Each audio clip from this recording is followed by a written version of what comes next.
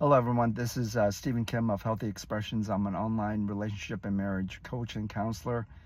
And I wanted to continue from my last video where I went to visit my parents. And they've been married for close to 60 years,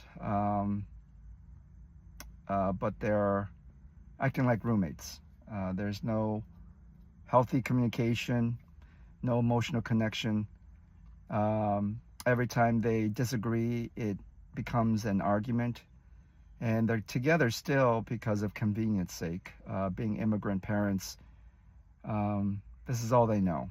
And part of that I understand. But I said in my last video that you don't want to observe that bad habits from your parents and then bring them into your current relationship or marriage, because I said that kids learn in two ways: information and observation. And I can see that there are a lot of negative characteristics in my marriage that I brought over from my parents, and likewise my spouse as well from her parents. But I wanted to make this video about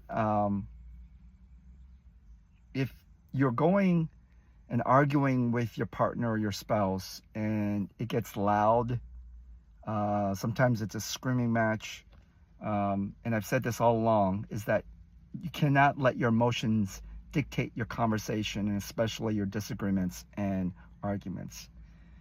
And so I went to visit my parents, and then we drove a couple of hours and stayed a couple of days with my sister, who is about 10 years younger than I am.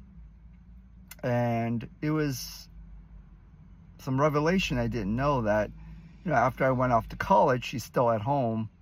And she told me that, now, she's better, but she used to cry. So when I left for college, I was probably 18 and she's about 8. She said she would be listening to the arguments of my parents.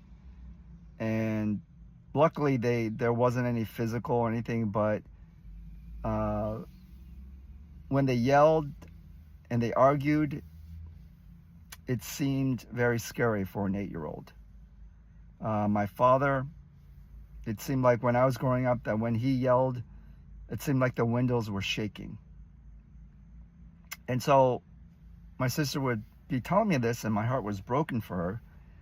And she said she's fine. She understands. She's been praying for them. I continually pray for them. But I just want to urge you that if you are in a current relationship or marriage, especially if you have kids, you have to control your emotions. You cannot get to a point where you're yelling and screaming, saying nasty things, and saying that your kids won't be affected. They will be affected.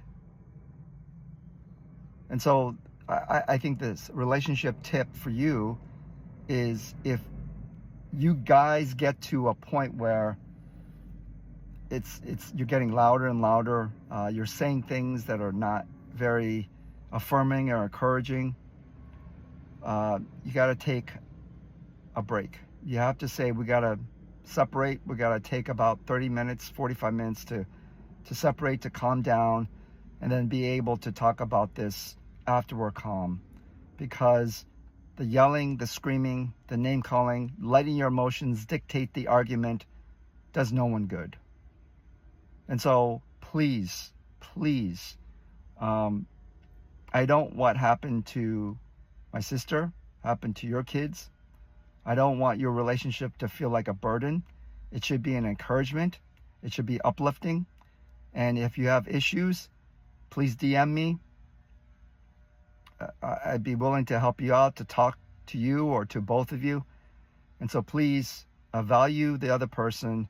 Be able to control your arguments in a healthy way.